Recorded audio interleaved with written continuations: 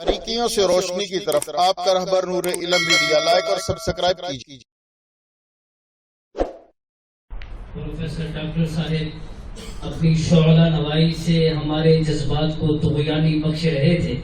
اب میں ایسے ساتھی کو دعوت دینے جا رہا ہوں جو الفاظ کو حسن دیتے ہیں اور ہمارے جذبات کو گرمجوشی دیتے ہیں۔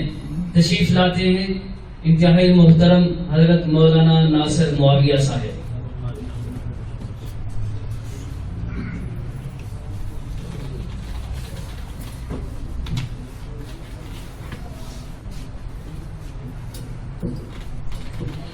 نحمده ونصلي على رسوله الكريم اما بعد فاعوذ بالله من الشيطان الرجيم بسم الله الرحمن الرحيم قال رسول الله صلى الله عليه وسلم وأقضاهم علي صدق الله العظيم وصدق رسوله النبي الكريم۔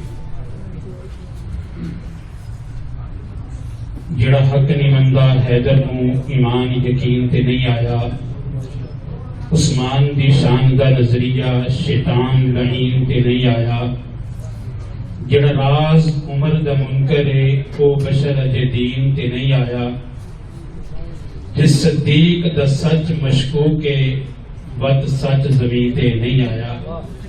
اس میرے بھائیو، اس وقت زیادہ لمبی چوڑی گفتگو کا وقت نہیں، صرف ہم یہاں جمع ہوئے ہیں ایک احتجاج ریکارڈ کروانے کے لیے۔ اگر جلسہ ہوتا تو کہیں کھلے پنڈال کے اندر دعوت عام ہوتی، مخصوص لوگوں کو بلایا گیا ہے، اور ہمارا احتجاج یہ ہے کہ ہم اپنی حکومت سے یہ مطالبہ چاہتے ہیں، یہ مطالبہ کر رہے ہیں کہ سیدنا صدیق اکبر رضی اللہ تعالیٰ عنہ کے یوم وفات کو عام تعطیل کے ساتھ سرکاری سطح پہ منایا جائے، اور یہی ہمارا مطالبہ ہے کہ سیدنا صدیق اکبر رضی اللہ تعالیٰ عنہ ہوں یا دوسرے خلفائے راشدین ہوں، سب کے ایام وفات کو عام تعطیل کے ساتھ منایا جائے، ان کے تذکرے عام کیے جائیں، اور خلفائے راشدین کا جو نظام ہے اس کو ملک کے اندر رائج کیا جائے، اور ان کے خلاف بھونکنے والی زبانوں کو بند کیا جائے۔ اگر امن چاہتے ہیں، ہماری جماعت یہ امن کا فارمولہ لے کر میدان کے اندر آئی ہے کہ اگر تم ملک کے اندر امن چاہتے ہو تو پھر کسی پہ کفر کے فتوے لگانے بند کیے جائیں۔ ہمارا جو مطالبہ کتنا پر امن مطالبہ ہے، اور ہماری جماعت کا مطالبہ اگر حکومت اسے مان لے، اس پہ عمل کر دے تو پورے ملک کے اندر امن آ جائے گا۔ ہمارا مطالبہ حدیث شریف ہے کہ کسی مسلمان کو کافر نہ کہا جائے۔ اگر کسی مسلمان کو کافر کہا جاتا ہے تو کہنے والا خود کافر ہو جاتا ہے۔ ہم لوگوں کے ایمان کو بھی بچانا چاہتے ہیں، اور اس بات کو بند کرنا چاہتے ہیں کہ کسی کے اوپر کفر کا فتویٰ نہ لگایا جائے، کسی مسلمان پہ، کسی مسلمان کو کافر نہ کہا جائے۔ اور یہی ہمارا مطالبہ ہے کہ جو صحابہ کی توہین کرتے ہیں ان کو سزا دی جائے، یہ توہین والا سلسلہ بند کیا جائے۔ اگر کوئی آج کے کسی مسلمان کو کافر کہتا ہے وہ خود کافر ہو جاتا ہے، اور جو سب سے پہلے مسلمان، سب سے بڑے مسلمان ابو بکر صدیق کو کافر کہے، وہ کیسے مسلمان رہ سکتا ہے؟ یہ نہیں ہو سکتا کہ اہل سنت والجماعت بھی زندہ رہے اور کوئی بے ایمان کسی صحابی کو کافر کہہ سکے۔ ہم ایسا برداشت نہیں کر سکتے، ہم کسی بھی صحابی کی توہین برداشت نہیں کریں گے، اور جو صدیق اکبر کو کافر کہے گا ہم اسے کافر کہیں گے۔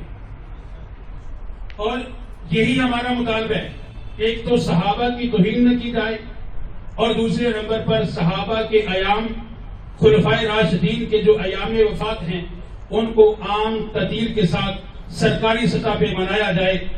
اور اسی بات پہ میں اپنی بات کو ختم کرتا ہوں۔ کیا آپ سارے اس مطالبے سے متفق ہیں کہ خلفائے راشدین کے ایام وفات جو ہیں ان کے وفات کے ایام کو سرکاری سطح پہ منایا جائے؟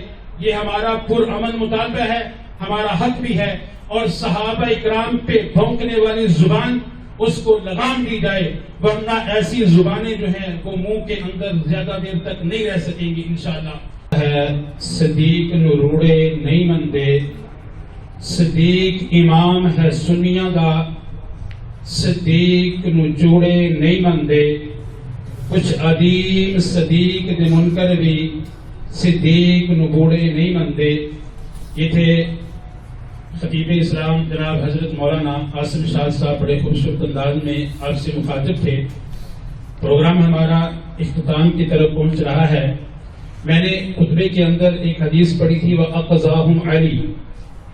پروگرام ہے صدیق اکبر سیمینار، اور اس حدیث پڑھنے کا مقصد یہ تھا کہ اس حدیث سے یہ پتہ چلتا ہے کہ خلیفہ بلا فصل ابو بکر صدیق ہے۔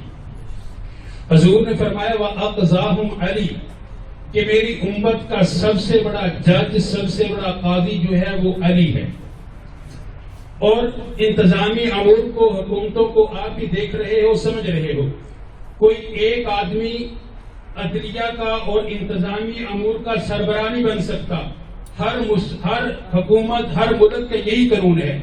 اگر ابو بکر صدیق رضی اللہ تعالیٰ عنہ خلیفہ بلا فصل ہیں، اس کی جگہ اگر حضرت علی کو خلیفہ بلا فصل مانا جائے تو حضور کی اس حدیث کا انکار ہوتا ہے۔ حضور کی حدیث سچ ہے، وَأَقْضَاهُمْ عَلِي، کہ میری امت کا سب سے بڑا جج، قاضی یہ علی ہے۔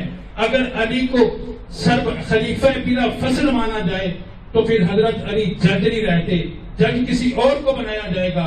سب سے بڑے جج امت کے وہ حضرت علی ہیں، اور خلیفہ بلا فصل ابو بکر صدیق ہیں۔ باریکیوں سے روشنی کی طرف آپ کا رہبر نور علم میڈیا، لائک اور سبسکرائب کیجیے۔